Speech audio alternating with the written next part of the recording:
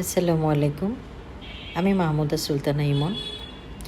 আজ আমার এই ভিডিওটি করেছি আসলে আপনাদের সাথে আপনারা যারা ফেসবুকে আমার প্রতিনিয়ত আমার ভিডিওগুলো দেখেন বা ছবিগুলো দেখেন, যে মাহমুদা সুলতানা ইমন কতটা হ্যাপি তার জীবনে, কত কত জায়গায় ঘুরে বেড়ায়, যখন যেমন চায় তখন তাই করে বেড়াচ্ছে। আসলে এর পেছনে যে কত পরিশ্রম করতে হয় সেই জিনিসগুলো আসলে কেউ দেখে না। এই জিনিসটা একটু ক্লিয়ার করার জন্য মূলত আজকে আমার এই ভয়েসটা দেয়া। না হয় আমি কিছু ক্যাপশন, সবসময় ক্যাপশন দিয়েই আমি ছবিগুলো বা ভিডিওগুলো পোস্ট দিই। আজকে আপনাদেরকে একটু ধারণাটা পরিষ্কার করার জন্য আমি ভয়েসটা দিচ্ছি।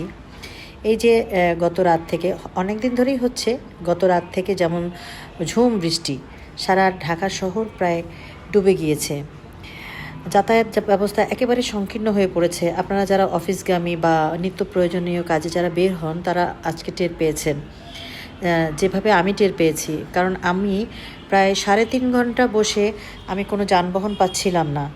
ওইদিকে যেভাবেই হোক আমাকে আজকে কারখানায় আসতেই হবে, কারণ কাজের অনেক প্রেশার। শিডিউল অনুযায়ী আজকে আমাকে প্রোডাক্ট ডেলিভারি করতেই হবে। এইদিকে যে আপনার বর্তমানে মানে আমার যে স্টাফ সংকট, তাই ঝুম বৃষ্টিকে উপেক্ষা করে হলেও আমার এই অফিসে আমাকে আসতেই হবে। কারণ আমার কাছে আমার কাজই হচ্ছে আমার ফার্স্ট প্রায়োরিটি। ভিজতে ভিজতে হলেও আমি কারখানায় চলে এসেছি। প্রথমে কাজের গতি বুঝে নিলাম, যে কাজ কী অবস্থায় আছে এবং হাতে সময় কতটুকু আছে সেটা বুঝে নিয়ে তারপরে আমি আমার সহযোদ্ধাদের সাথে কাজে লেগে গেলাম। তাছাড়া আমার সহযোদ্ধারা ওরা খুবই খুশি হয় যখন আমি ওদের সাথে কাঁধে কাঁধ মিলিয়ে একসঙ্গে কাজ করি।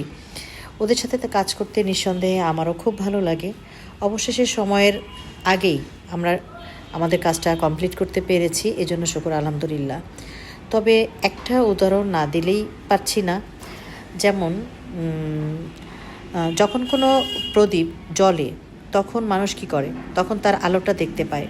কিন্তু ওই প্রদীপটা জ্বালাতে গিয়ে যে প্রদীপের আড়ালে যে তেলটা পুড়ছে, সেই তেলের পোড়া কষ্টটা কেউ দেখতে পায় না। আমাদের যারা আমরা উদ্যোক্তা, আমাদের জীবনটা আসলে সেরকমই।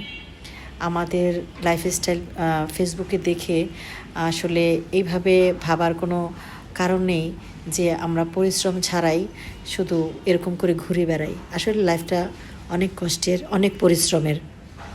সবাই ভালো থাকবেন, আমার জন্য দোয়া করবেন। আসসালামু আলাইকুম।